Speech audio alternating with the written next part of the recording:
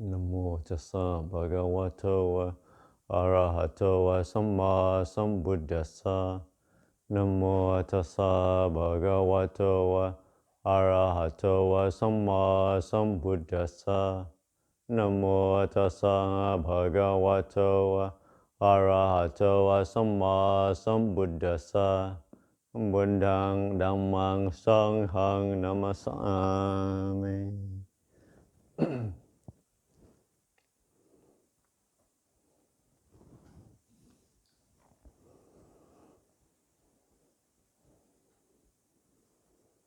So we are gathered here today to celebrate the Buddha's birth, enlightenment, and passing away. It's great to see everybody here, coming to celebrate, coming together to honor and to pay respect to what is pure, what is beautiful, what's beneficial for the world. And it's something that is very rare, something not to be taken for granted. Just in these days, we live in a world that celebrates worldly values, a world that celebrates fame, fortune, celebrates having things, and to have the good karma, to have the good opportunity to come together and focus on that what is truly beautiful, celebrating peace, celebrating kindness and wisdom.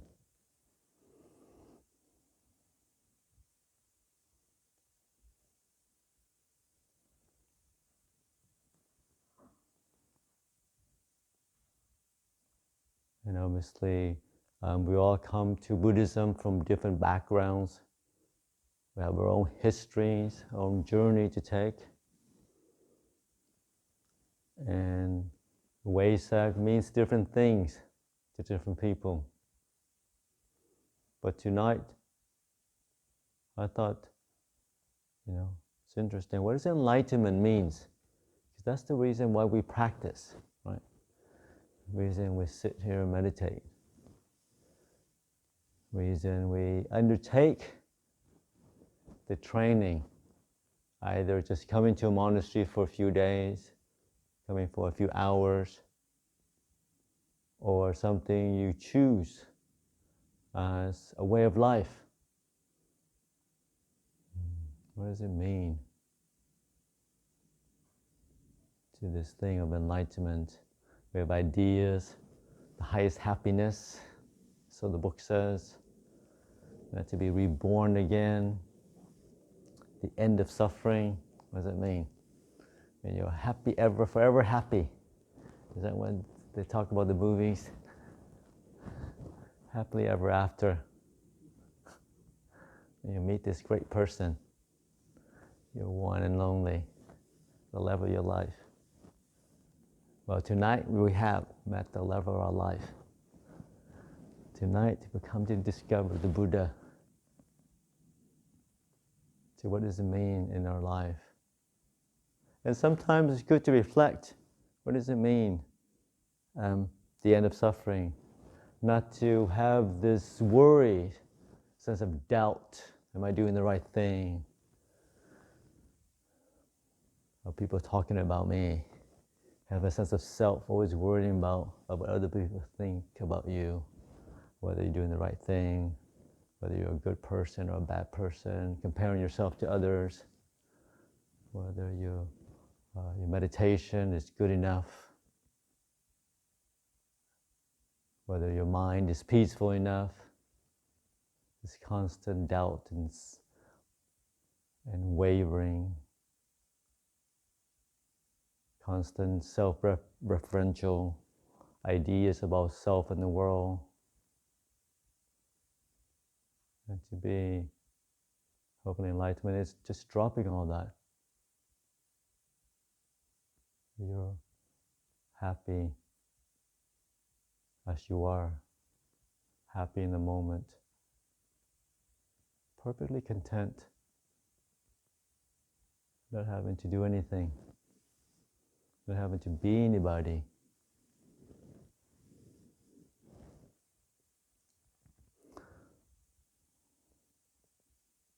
But also we come together to celebrate a life of the Buddha, one man's life, one man's journey. Just because he became enlightened, just because he purified his mind, what a huge benefit he is of the world. 2,500 years ago, 600 years, and it's still reverberating throughout the world. The peace, the kindness, the wisdom.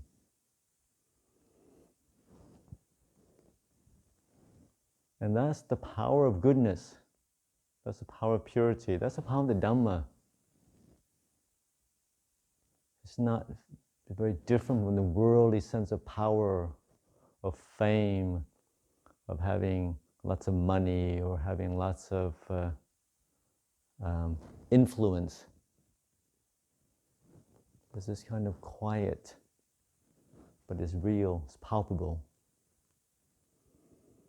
So sometimes, I was talking to somebody today and they said, well, how do you know you're going in the right direction? How do you know whether we're wasting our time watching our breath? We're sure we're doing something good, or we're just selfish, we're just a bunch of navel gazers and not really doing too much for the world.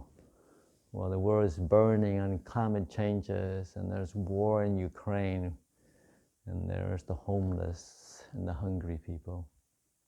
Why don't we go out and help them instead of sitting here and watching our breath and focusing on practice?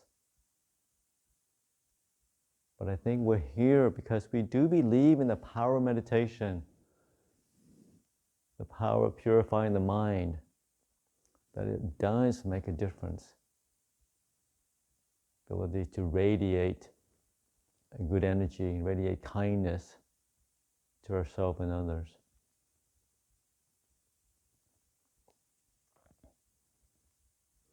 I don't know, the more I'm, practice as a monk, I feel the more the ideas of what it is, enlightenment, your goals that I used to have, where I should be, in terms of my meditation, in terms of my stages of enlightenment, or whatever ideas we might have,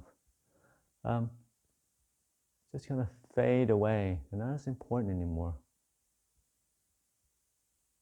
Just to be able to wake up in a monastery, wake up in the robes, is an immense source of blessing. I just have to focus, just do one day at a time to cultivate the threefold path of Sila, Samadhi, and Panya, whatever ways I can. If nothing ever happened in my spiritual journey, just to be able to meet with somebody like Ajahn, it's worth it. To be able to be part of that. Or to be part of a monastery that allows people to come, to cultivate peace, to have a bit of space, to walk the path of a Buddha and be part of that institution. It's an immense source of blessing. And that's enough. Whether the mind is peaceful, whether you realize any deep truths, that's just icing on the cake.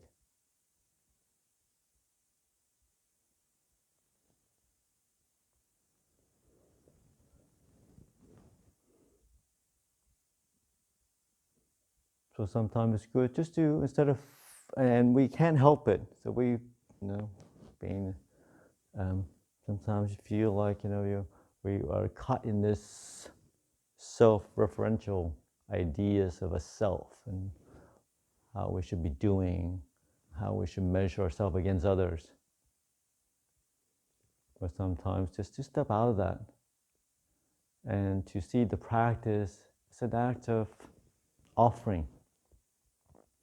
You're not meditating to get your jhanas, you're not meditating to get your jnanas, you're not meditating to become enlightened, but you're practicing as an offering, as a way of offering to your parents, as an offering to all the teachers and your guides that you met that helped you along in the Dhamma, as an offering to the Buddha.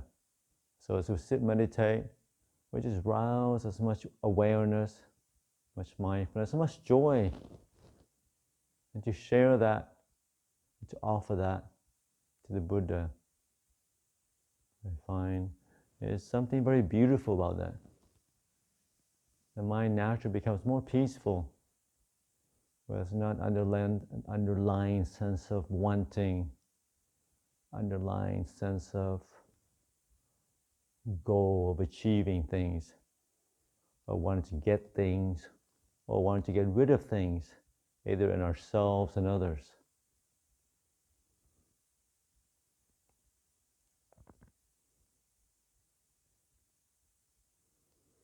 As most of you know,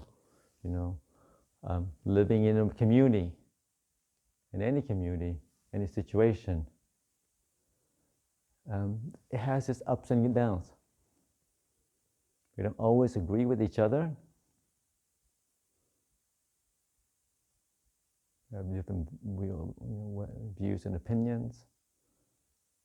How to manage the kitchen, manage the workshop, clean the sala, all sorts of different ideas and things that can create some friction from time to time.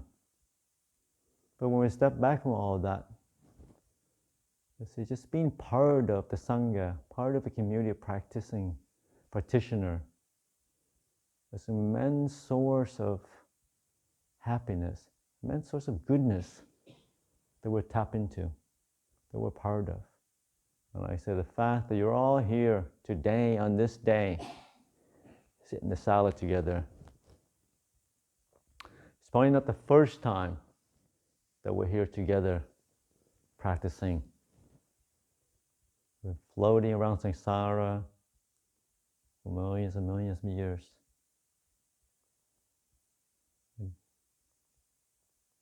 Going to monasteries together as friends, as brothers and sisters, aunties, mom and dad, or whatever.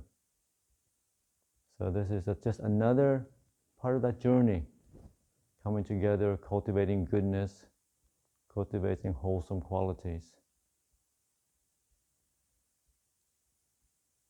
And with that, we have a sense of gratitude, a sense of appreciation for each other, a sense of kindness and friendliness. We don't allow the day-to-day differences, irritation that arises to define our relationship. We look at the purity of their intention, people's intention of coming.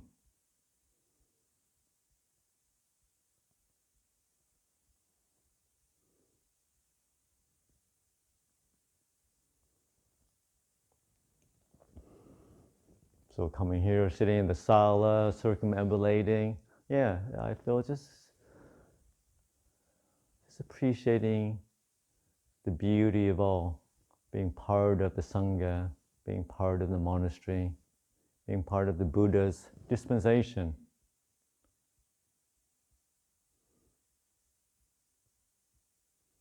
And from that sense of peace and gratitude, ideas of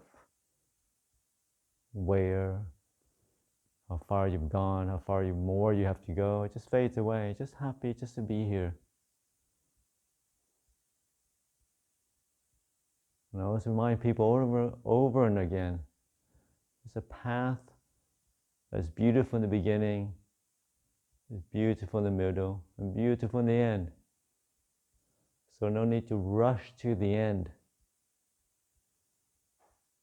Let's just celebrate the journey, all the wonderful people we've met along the way, how we can support each other. And with it's like a family. Your family, you have your brothers and sisters, and you have your disagreements, and you have your fights from time to time. But at the end of the day, you're still family. You still have this underlying love, appreciation for each other, of wanting to help where you can.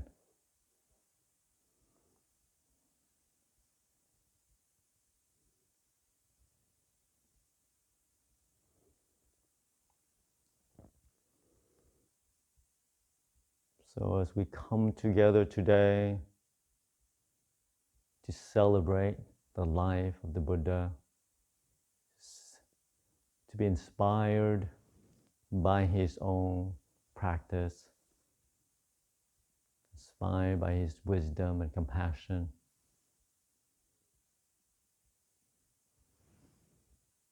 what we focus on is the world. So focus on Buddha, focus on his life. That's something that uplifts, inspires, and brightens our mind. Because as you know, there's so many things in the world that are not so inspiring, that are not so wholesome. And we can be distracted by them from time to time. So it's good to focus on and to keep that in our sight. The Buddha and the Dhamma and the Sangha, they are the true refuge of the world that can be so changing so quickly. They can be so unstable. They can be at times a scary place for some people.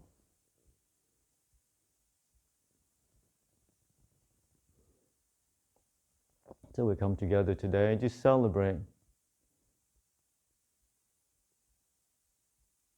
as being part of a wonderful community, not just here and now in the Buddha Dhamma, the Sangha, but being part of a community that is throughout time.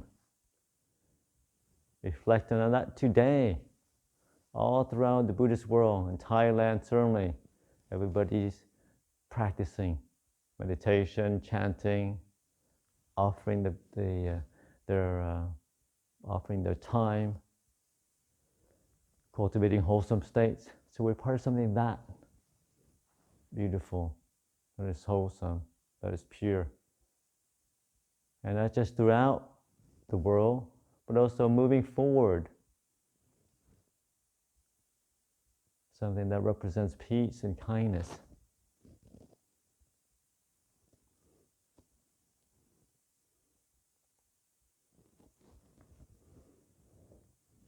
And individually, we have our issues, we have our things that we're not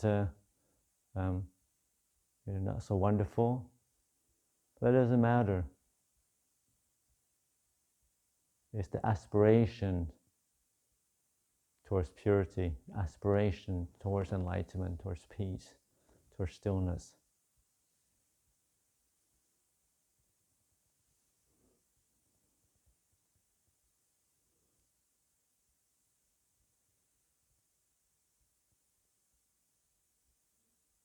So as we continue to practice tonight, or on any other nights, we have to reflect on and use the time, not just to still our mind, but as an offering that we can make to the Buddha. It's an offering we can make to all the teachers that have helped us along the way. Offering we can make to our loved ones. Whatever energy, whatever mindfulness you can cultivate to be present, or to radiate a feeling of friendliness and metta towards all beings. We share that to all our loved ones. So this beautiful night, nice and cool night, bright, of Vesakha, I offer those words for your reflection.